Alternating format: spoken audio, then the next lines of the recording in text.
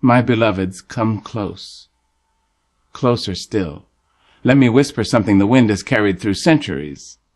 God's power, my child, is greater than your darkest doubt. It is softer than despair and stronger than shame. It is the warm hand on your cold heart and the whisper in your mind that says, "You are not your pain. You are mine." You see, negative thoughts are like crows. They circle the skies of your soul, looking for a nest to settle in. They come with talons of worry, beaks full of lies. They perch in the corners of your mind and convince you that you are too broken to be blessed. But, oh, child, God is the storm that scatters them.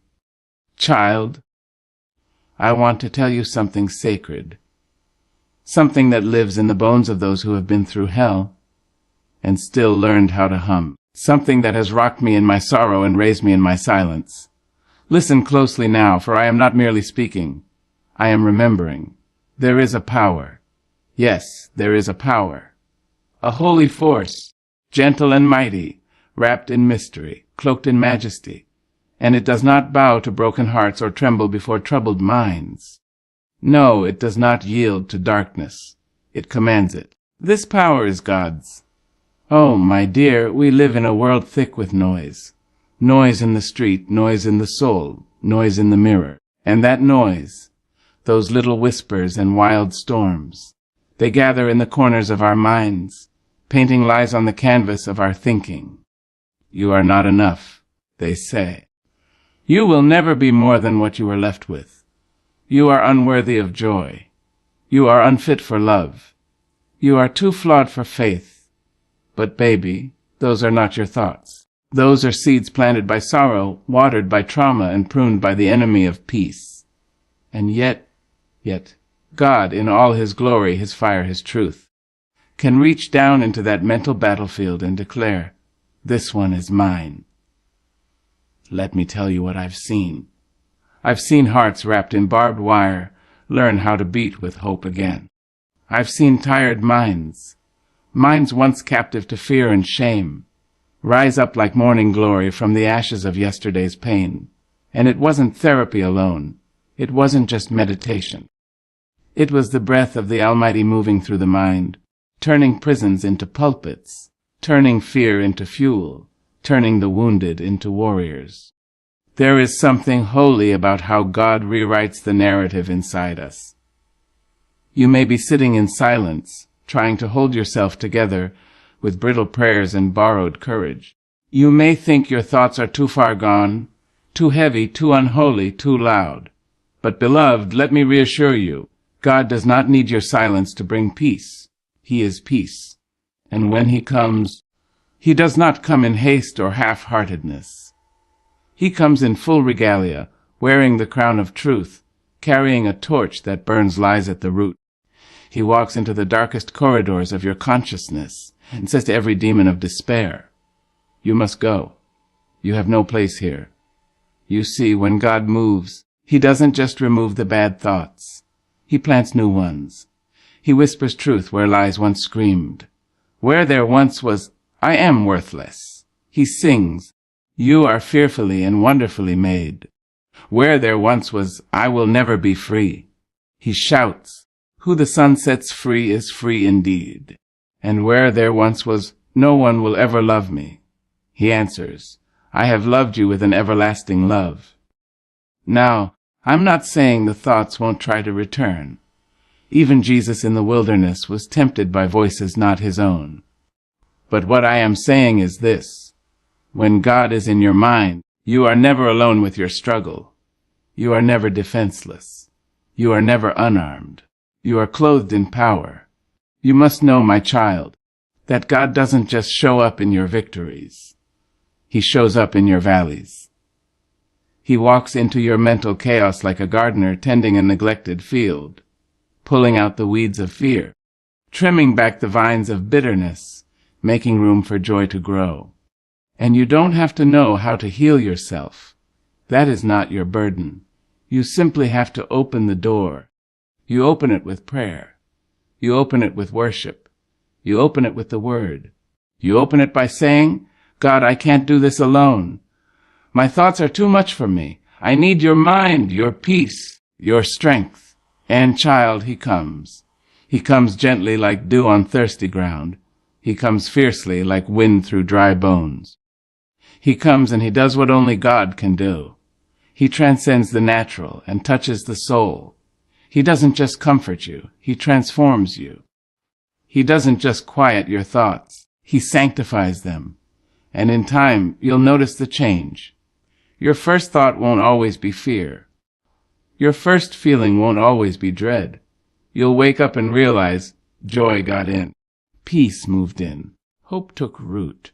And even on the days when the darkness comes knocking again, you'll know where your strength comes from. You'll remember, I have power, not mine, but God's. And his power lives in me. So, my darling, hold your head high. Let the winds blow, let the enemy whisper. For you are not a prisoner of your thoughts. You are the dwelling place of the divine. You are not your darkness. You are not your doubt. You are not your fear. You are his. And God's power. Oh yes, that eternal, boundless, unshakable power transcends every lie, every low moment, every lingering ache of the mind. You are loved, you are whole, and through God you are free.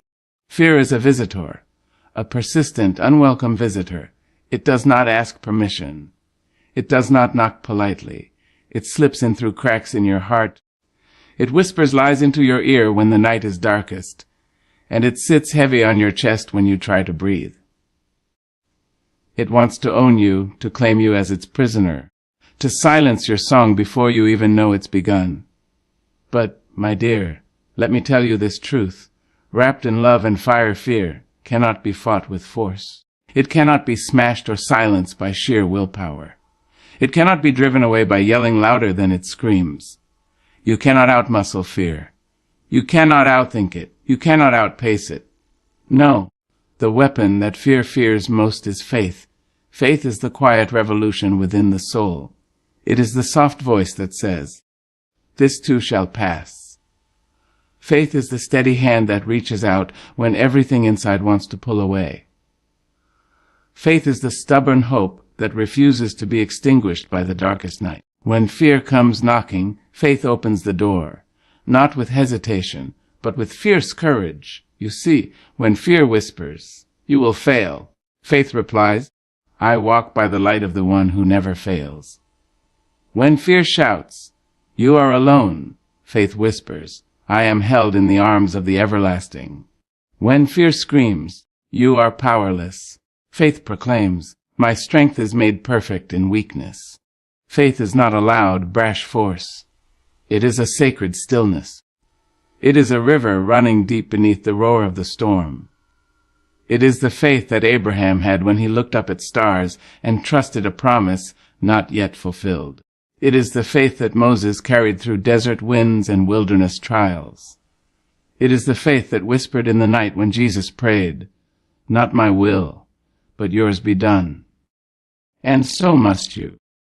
You must learn to lean not on your own understanding, not on the strength of your clenched fists or the sharpness of your intellect, but on the unshakable foundation of faith. You may have tried to fight your fears before, using everything you had, your pride, your anger, your relentless determination. And yet the fear remains a shadow in the corner of your mind, a weight on your soul. This is because fear cannot be conquered with force. It must be met with faith. Faith changes the battlefield. It changes the way you see your enemy. When you have faith, fear loses its power. It shrinks away like a lion without a roar. It becomes a passing cloud, not a permanent storm. You see, faith does not deny the reality of fear. Faith acknowledges fear, looks it in the eye and says, "I see you, I hear you, but I will not be ruled by you."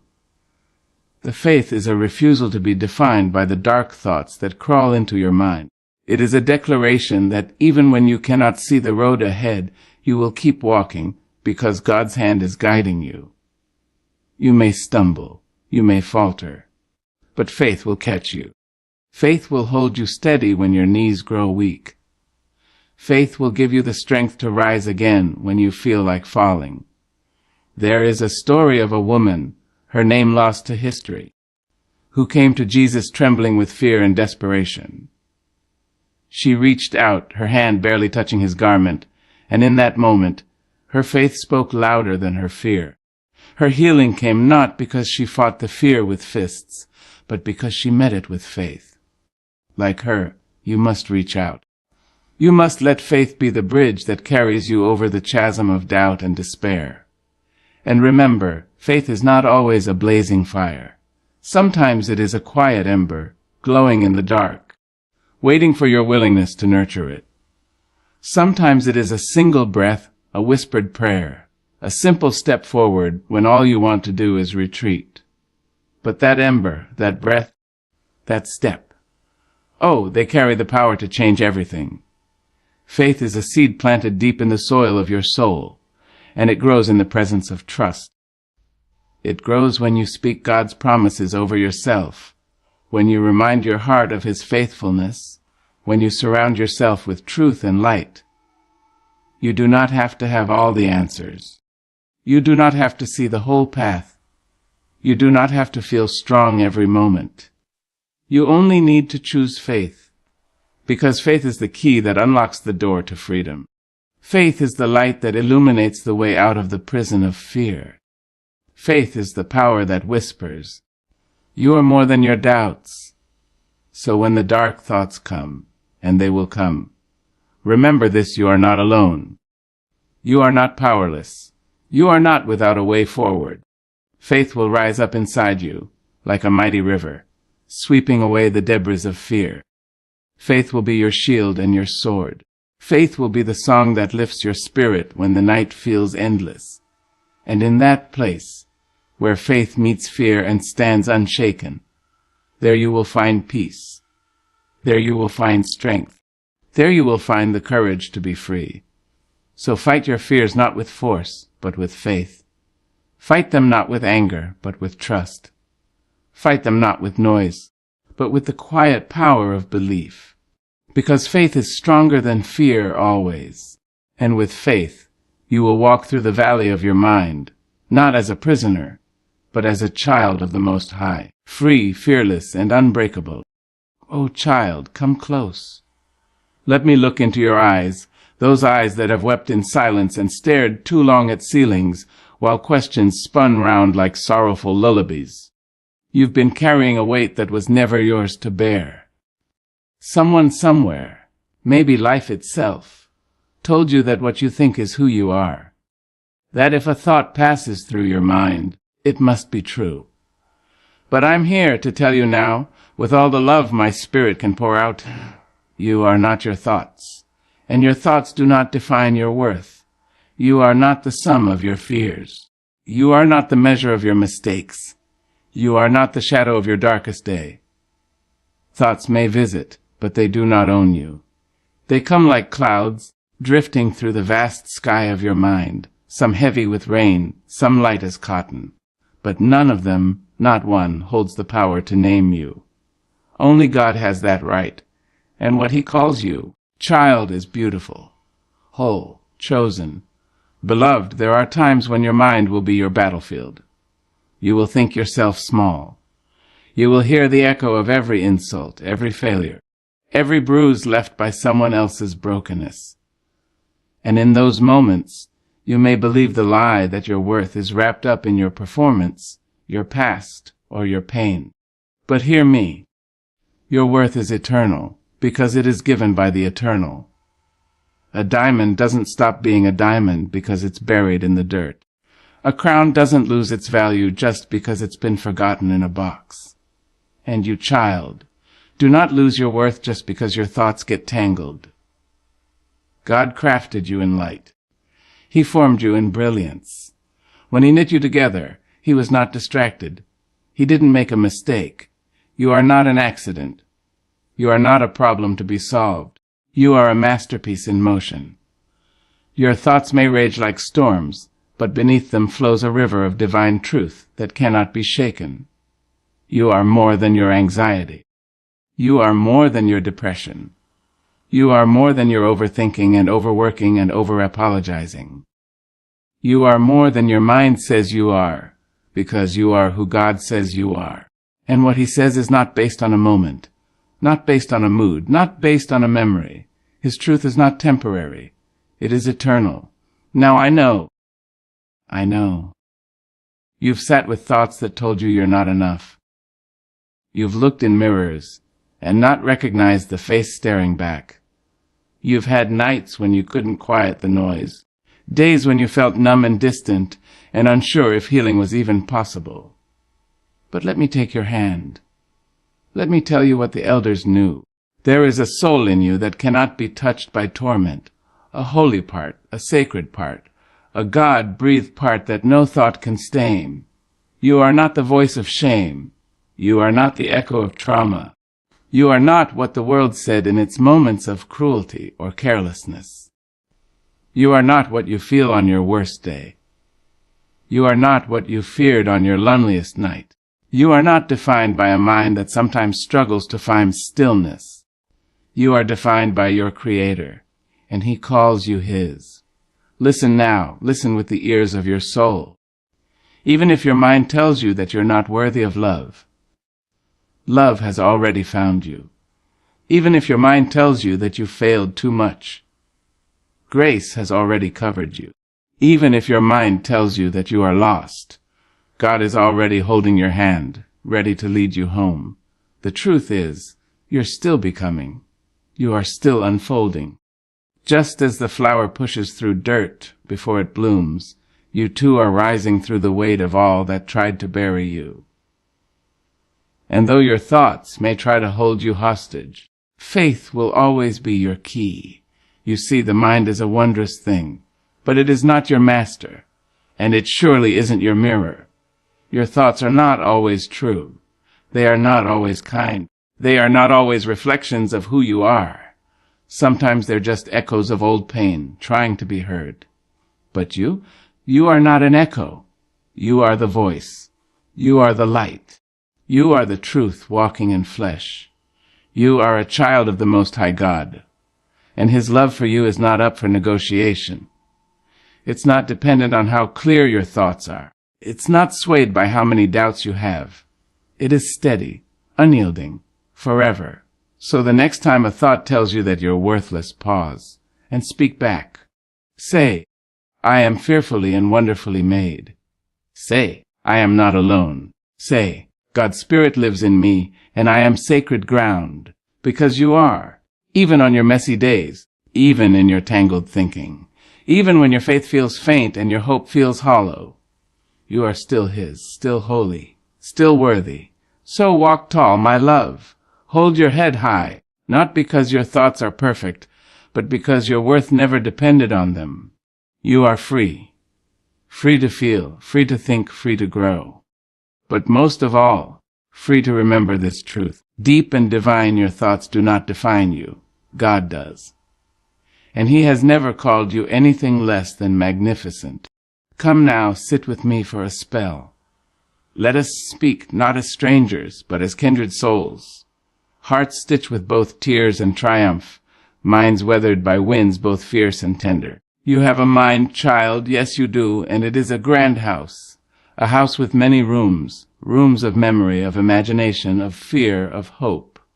Some rooms you visit often, others you've locked and thrown away the key. But every single one belongs to you. Now hear this, the room of your mind is not meant to echo only with your own thoughts. No, beloved, it was designed for divine company. You must invite God in, not as a guest who stays for tea and leaves when the dishes are done. Not as a preacher whose voice is heard only on Sundays. No, not like that. Invite Him as the keeper of peace, as the architect of order, as the healer who knows what's hidden behind every locked door. Because, child, your mind is sacred space. You don't let just anybody walk into your home with muddy shoes. So why let any and every thought run loose through the holy halls of your mind? You don't allow a stranger to rearrange your furniture or paint your walls without permission. So why let doubt, fear, and confusion redesign the place where your soul takes shelter? Invite God in. Let him be the one who lights the lamp in your darkest corner. Let him sit with you in the silence. Let him whisper truth when the noise of life gets too loud. Let him sweep out the cobwebs of old lies and mend the broken beams of forgotten dreams. Some folks think that faith belongs only in the heart. But oh no, child. Faith has feet that walk into the mind. Faith takes up residence in your thoughts, settles into your thinking, and becomes the melody humming softly beneath the static. God longs to dwell in the space where your thoughts are born. He longs to be there when doubt knocks at your mental door. He wants to answer for you. He wants to meet those uninvited guests and say, "There's no room for you here. This space belongs to me." But he will not force his way in. Oh no, God is a gentleman. He waits for your invitation. He waits for you to open the door wide and say, "Come in, Lord. Sit with me. Walk through every room. Touch every wall. Rearrange what you must. Remove what no longer serves me, and restore what has been forgotten." There are rooms filled with memories you've buried because they hurt too much. Invite him there. There are rooms filled with worry. Worry about tomorrow, about whether you're good enough, whether you've missed your purpose. Invite him there. There are rooms filled with anger. Resentment you thought you'd let go, but it clings like ivy on the walls of your mind. Invite him there. Because when God walks into a room, he does not merely observe, he transforms. He brings a broom for the clutter, a balm for the pain, a word for the silence. He brings light. Not the kind that flickers and fades, but the kind that reveals and heals. And listen, when God fills your mind, you begin to think higher. You stop repeating the mantras of shame. You stop reliving every failure like it's on a loop. You begin to hear a new voice, calm and sure, saying, "You are loved. You are chosen. You are enough." You begin to recognize which thoughts are yours and which were planted by others. Planted by fear, by the world, by a wounded past that never had the right to define your future. When God moves in, he does not come empty-handed. He brings clarity where there was confusion. He brings wisdom where there was wandering. He brings calm like still water to a stormy sea. He brings the mind of Christ, not just as an idea, but as a reality. He gives you eyes to see beyond your situation, ears to hear beyond the noise, and a spirit that refuses to be shaken. And no, it does not mean that bad thoughts will never knock again. They will. They'll try the windows. They'll test the locks. But they will find a home already occupied. A home where faith lives. A home where peace sings. A home where God is not just welcome. He is in charge. So don't wait for the mind to be spotless before you invite him in. He is not afraid of your mess. He does not flinch at your chaos. He steps over your doubts with grace and picks up your broken pieces like fine china. He says, "This is still good." He says, "This can still be used." He says, "I can dwell here. If you'll let me, let him in, dear heart." When you rise in the morning and your mind feels cluttered with yesterday, say, "God, come into this day with me." When the anxiety creeps in unannounced, whisper, "God, sit with me here." When the thoughts turn dark and you feel yourself spiraling, cry out, "God, speak light into this room. Speak peace into my mind." And he will. Oh yes, he will. Because he is near to the broken in thought, just as he is near to the broken in spirit. He is the God of the heart and the God of the mind. He is the comforter of your soul and the caretaker of your inner world. So today, let the invitation be spoken, with trembling lips or with quiet confidence. Say, "Come in, Lord." Say, "I need you not just in my life, but in my thinking." And then breathe. Breathe deep of the peace that enters when God walks in. Breathe deep of the stillness that settles when he says, "Peace, be still." And in that holy stillness, you'll remember, you were never meant to carry your thoughts alone. You were meant to share the room with the one who made you, loves you, and longs to bring light to even the darkest corners. So open the door. He is waiting. Now lean in close, child. Let me tell you something the world won't always say, but the heavens never stop whispering your words have power. Yes, they do. And when you use them with faith, they become like holy thunder, shaking the lies loose and making room for truth to stand tall. The mind is a battlefield, a theater, a storm, and a sanctuary. And every day, thoughts come like seeds. Some planted by God, some planted by fear, some dropped in by the world without even knocking. But it's your voice, beloved, your voice that decides what grows. There is no power greater than God's word spoken by one who believes, not whispered in fear, but declared in faith. You must speak his promises over your mind. When your mind says, I can't go on, you answer back with strength and say, I can do all things through Christ who strengthens me. When anxiety creeps in like smoke under the door, you declare, God has not given me a spirit of fear, but of power, love, and a sound mind. Speak it out loud. Let it rise like incense from your lips. Don't wait for the world to affirm you. Don't wait for the feelings to change first. No, child. Speak what is holy until the atmosphere obeys. Speak what is written until your spirit stands tall. Speak the truth until your mind bends back toward heaven. There will be days when doubt wraps itself around your head like a heavy scarf. You'll wake up feeling low, feeling less, feeling like you're too broken to belong. And in those moments, the most radical act you can do is open your mouth and say, I am the head and not the tail. I am above and not beneath. I am chosen. I am his, not because you feel it, but because it is true. You see, truth is not a feeling. It is a force. And when it is spoken with faith, it becomes a sword in your mouth, cutting down the weeds of every lie that said you weren't enough. The enemy knows the power of your voice. That's why he works so hard to keep you silent, to convince you that you're too tired, too lost, too sinful. But hear me now, as sure as the sun rises, God's promises are not fragile things. They do not need perfect people to work. They need believing hearts and speaking lips. Speak when you're tired. Speak when you're doubting. Speak when you can barely whisper the words. Speak until the walls tremble, until fear bows, until joy dances back into your bones. There's a reason the old saints used to talk out loud to themselves. They knew something the world forgot. They knew the power of declaration. They'd walk the floor with tears in their eyes and still say, I know my Redeemer lives. They'd hum hymns in kitchens while pots boiled and babies cried, still saying, He will never leave me nor forsake me. They understood that speaking God's word was not a ceremony. It was a weapon, a rhythm of resistance, a song of survival, a declaration that even if the world tried to bury them, they would rise. And so must you. You must rise above the noise in your mind with the sound of God's truth. Write his promises on sticky notes if you must. Tape them to mirrors, tuck them in wallets, slip them into shoes. And when the mind wanders toward the edge, you pull one out and speak. Say, I am more than a conqueror.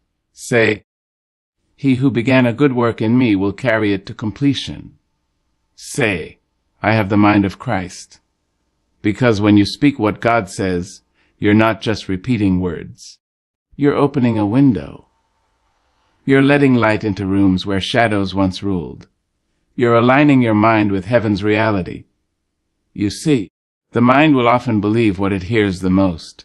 So let it hear truth. Let it hear faith. Let it hear love, bold and holy, coming from your own mouth. You do not need a pulpit to preach. Your bedroom can become a sanctuary. Your car a cathedral. Your whispers in the night a war cry in the spirit. Speak over your mind, child. When depression tries to nest, speak life. When anxiety grips tight, speak peace. When trauma resurfaces, speak healing. Don't wait until the storm passes to speak. Speak in the storm. Speak through the tears. Speak while your hands still tremble. Because every time you speak his word, You're planting a new seed, and one day, without warning, it will bloom. Peace will take root. Joy will rise again. Confidence will break through the soil like sunlight cracking dawn. And you'll remember, yes, you'll remember that you were never powerless. You were just quiet. But now your voice has returned, and with it the promises of God echo louder than the lies.